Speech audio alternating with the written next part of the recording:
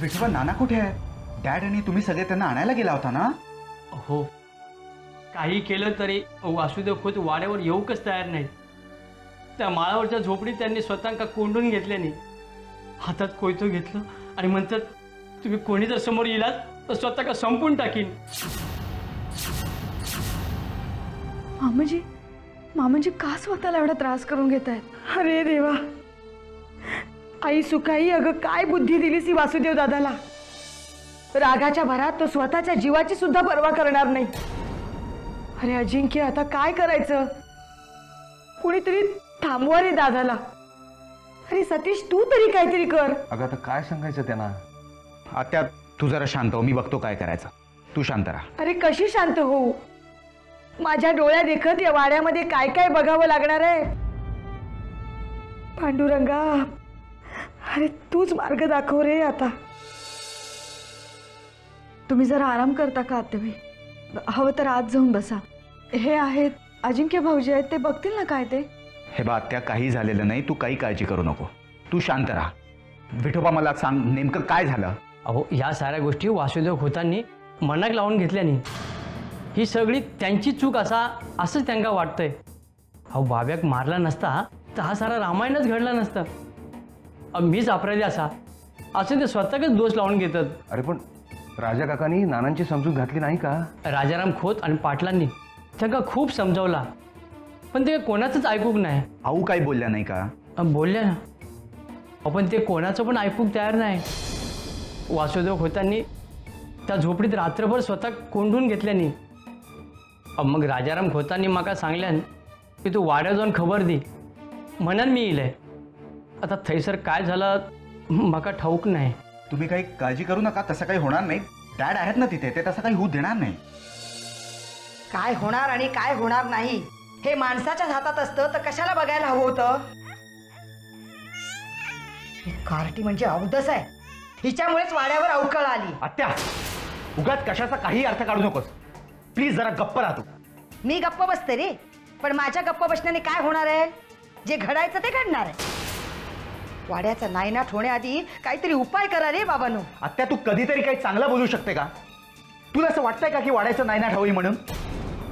अरे ते काय परिस्थिती आहे, नानांना घरी कसं आणायचं हा विचार करण्याचं सोडून तू एक 4 गोष्टी पुढच्या बोलून मोकळ्या होते. थोडं तर विचार करायचा बोलण्याच्या आधी.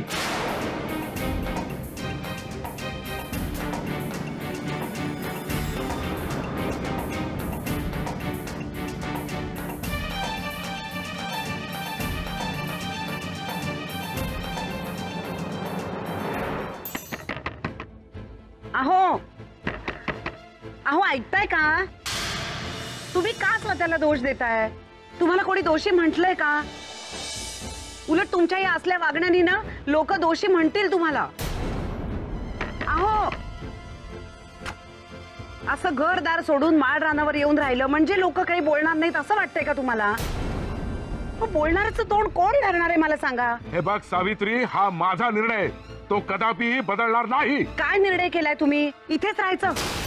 किती दिवस राहणार आहात इथे असे? मला वाटेल तितके दिवस. मग राहा इथेच. नाहीतरी आतापर्यंत स्वतःच्या मनाप्रमाणेच वागत आलेत ना?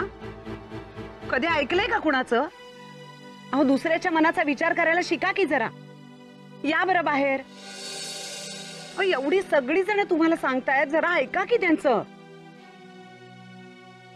मी काय करू म्हणजे तुम्ही ऐकाल माझं? या की हो बाहेर. हे बघ सावित्री, तू मला भरीस घालू नकोस. मी बाहेर येणार नाही.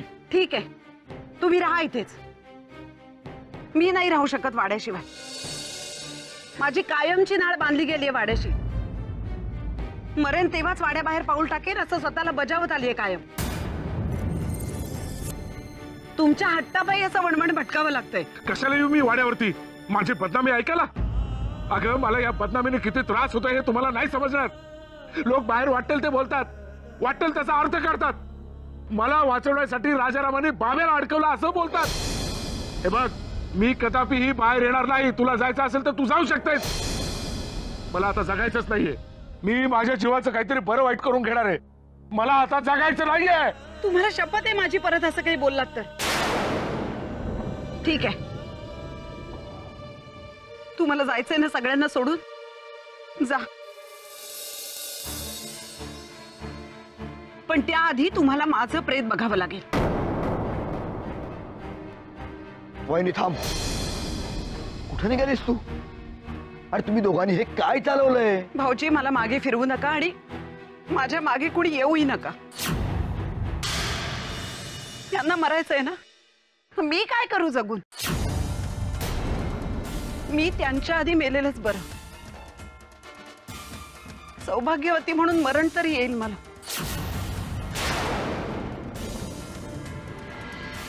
वहिनी वहिनी दादा, अरे वहिनी जीव द्यायला निघाली आहे. दरवाजा उघड. तुला कळत कसं नाहीये?